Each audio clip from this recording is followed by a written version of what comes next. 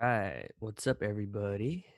This is episode 27, and I'm making a video in service of Mental Health Awareness Month.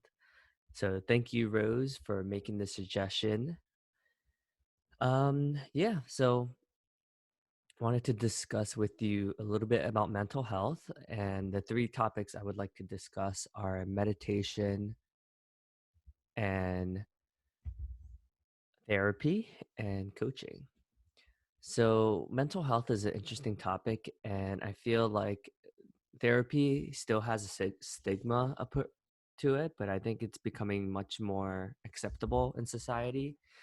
I think, in America, it's becoming much more acceptable compared to in other countries, like, a lot of Asian countries.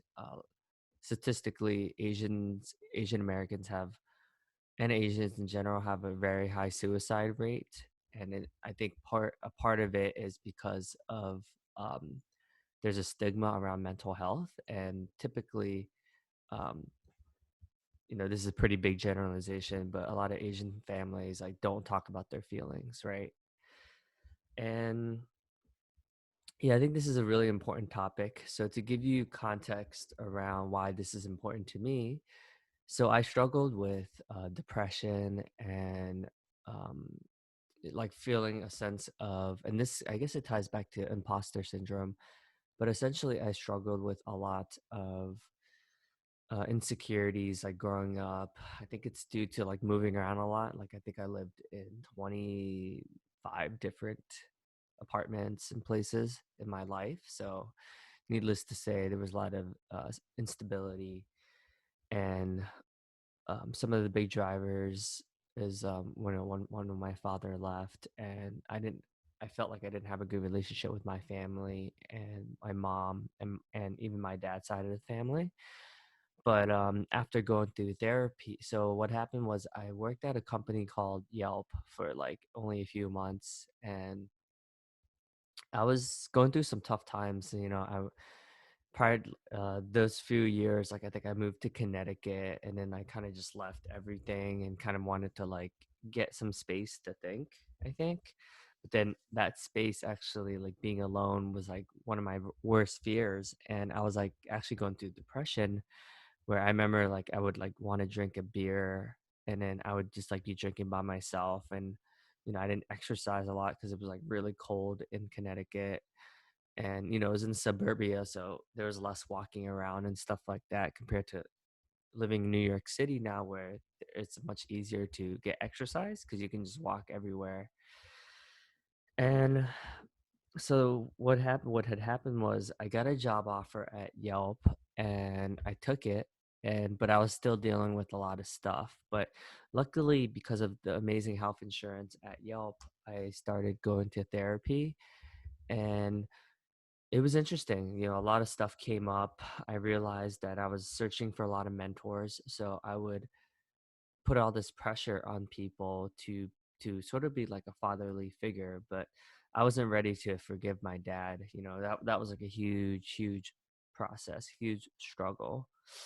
But after going to therapy, so I went to therapy for I think about like 6 or 9, I don't know, 9 months or something like that. But it helped me a lot because it helped me be able to talk out and process some of these emotions. And then when I moved back to Cherry Hill for a little bit, um, I was also so one of my friends, Chris Wong, who I met through college, posted something on Facebook offering free life coaching lessons, and I was like, huh. Oh, actually, I'm gonna post that today because I think that was what got me into like really got me into all this. But anyways, I worked with Chris as a life. He was my life coach for I forget a few months, but he really helped me get out of like I started running regularly, started working on my fitness, started clearing my mind, and I was still going through a lot of stuff. So definitely was some tough times, but so when I started getting more into self-development, I started realizing and noticing a lot of things. Like my perception of myself was different than how others perceive me. And I do think part of it was that I wasn't like openly sharing some of these things with people. So on the outside, it seemed like I was happy, but in reality, like I was going through a lot of stuff. And my optimism was almost in a way like deflecting some of the insecurities and the stuff, that internal dialogue that I was having with myself. So when I started being more open about it and started like sharing with some friends about this, like it actually helped me be able to deal with a lot of stuff. But anyways, so I moved back to New York and I moved in with my now fiance. So going into New York City, I it was interesting because I definitely had some imposter syndrome around, hey, like I'm not as ambitious as these New Yorkers, and but that's not true. That's all a story.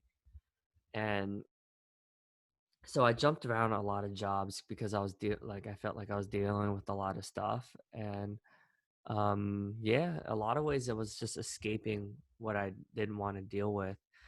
But anyways, so I started going through this coaching program, accomplishment coaching, where we dealt with a lot of our stuff. So I figured out my survival mechanism, which is optimistic orphan, um, big hero no, and judgmental guru. So that's what I figured out at that time, like what came up.